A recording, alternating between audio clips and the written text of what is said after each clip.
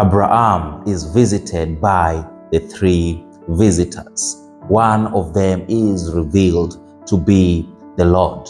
The visitors are on their way to Sodom to offer judgment against the city, but Abraham intercedes with them to spare the city of Sodom. He interceded and reduced the number of righteous from 50 to 10. And also the visitors came with the good news to Abraham, where they told him that when they returned the same time the following year, that Sarah would have borne Abraham a child. How great is that? Read the Bible with me and welcome to chapter 18 of the book of Genesis. And the title is The Three Visitors. The Lord appeared to Abraham near the great tree of Mamre while he was sitting at the entrance to his tent in the heat of the day. Abraham looked up and saw three men standing nearby. When he saw them, he hurried from the entrance of his tent to meet them and bowed low to the ground. He said, "If I have found favor in the eyes of the Lord, do not pass your servant by.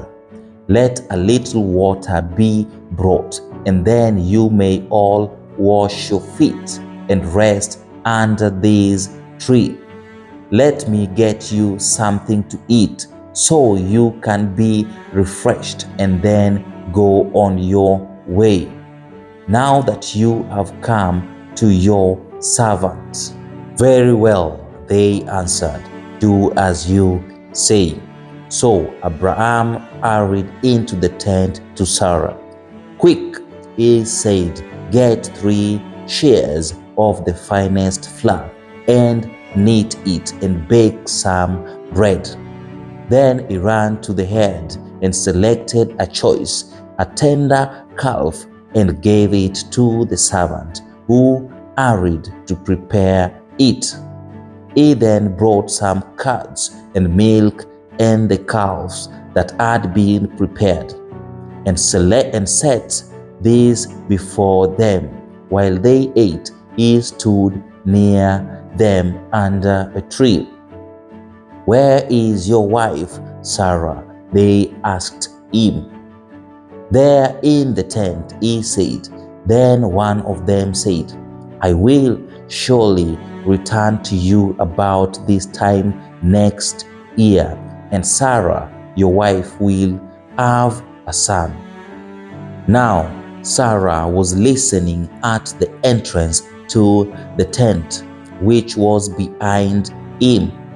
Abraham and Sarah were already very old, and Sarah was past the age of childbearing. So Sarah laughed to herself as she thought, "After I am worn out and my Lord is old, will I now have this pleasure?"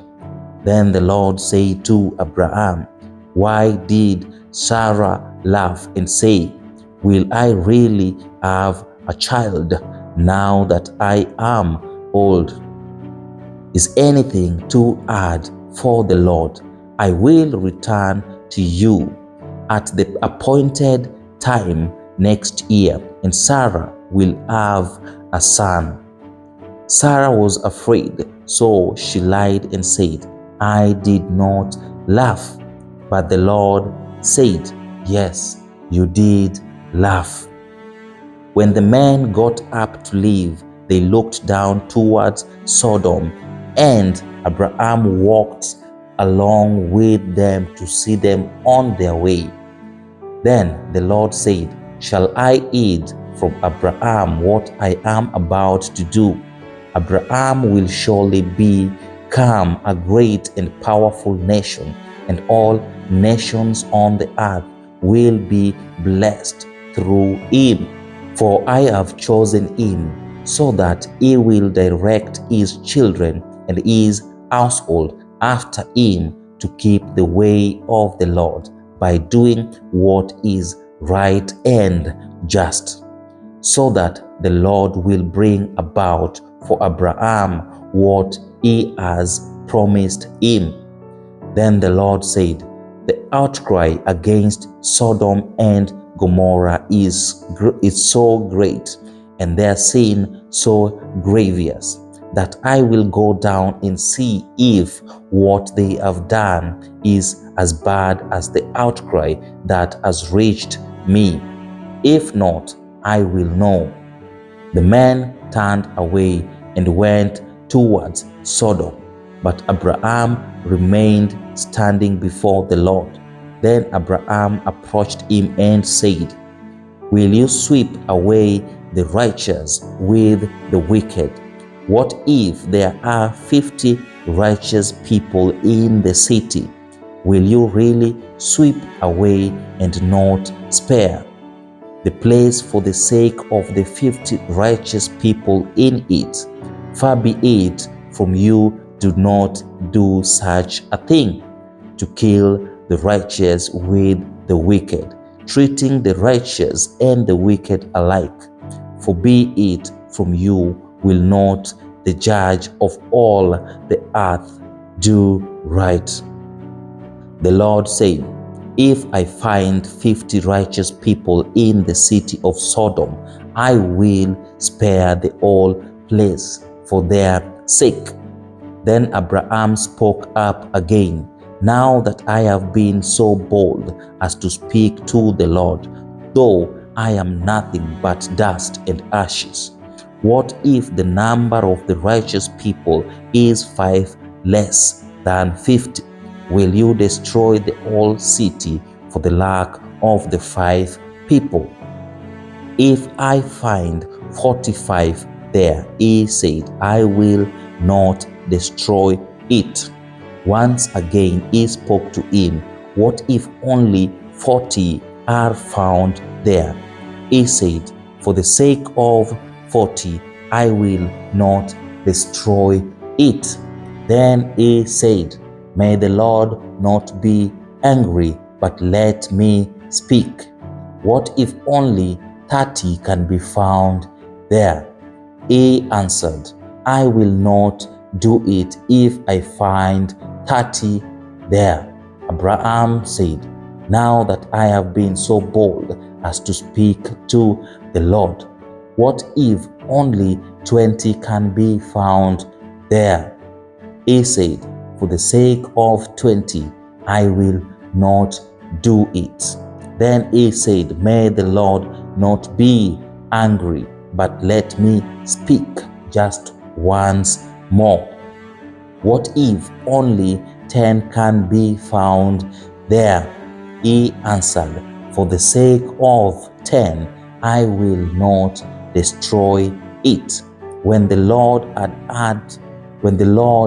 had finished speaking with Abraham, he left and Abraham returned home.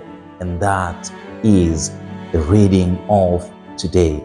Now, let's look at the chapter 18 into context. The 3 visitors appearing to Abraham described as men, but one is revealed to be the Lord, accompanying the 2 angels. Abraham's welcomed them with great hospitality, offering them water, food, and rest. This act reflects the cultural emphasis on hospitality in the ancient Near East. During the visit, the Lord reaffirms his promise that Sarah will bear a son, Isaac, within a year. Sarah overhears and laughs because of her advanced age, leading to a famous exchange where God asks, is anything too hard for the Lord? Is anything too hard for the Lord in your life? Is anything too hard for him to achieve? No, nothing is too hard for the Lord. And the Lord is limitless. Do not limit him to what he can do to you. We see Abraham interceding for the sake of Sodom. The visitors set out for Sodom. Abraham accompanies them pathway. The Lord reveals his plan to investigate Sodom and Gomorrah's wickedness, deciding whether to bring judgment upon the city. But Abraham pleads with God to spare the city if righteous people can be found. In a remarkable display of boldness and faith, Abraham negotiates with God, reducing the number of the righteous people from 50 to 10. Sarah's laughed, and God's response highlights human limitation in trusting God's promise and His power to overcome impossibilities. In the intercession for Sodom demonstrates God's willingness to engage with human concern. His justice is addressing sin, and His mercy is sparing the righteous. God's intersection with Abraham reflects a personal, intimate covenant involving both blessings and responsibility. God, our God, is a God of limitless. He knows no boundaries, and therefore there is no time or duration that it will make him not to achieve his promise to you. Do not limit God. He knows no limit. He is a God of promise. He keeps his promise, and therefore do not limit him. Trust in him. Wait for his appointed time to achieve whatever he has promised you. Now, be blessed, be lifted, and be encouraged in the mighty name of the Lord. Amen.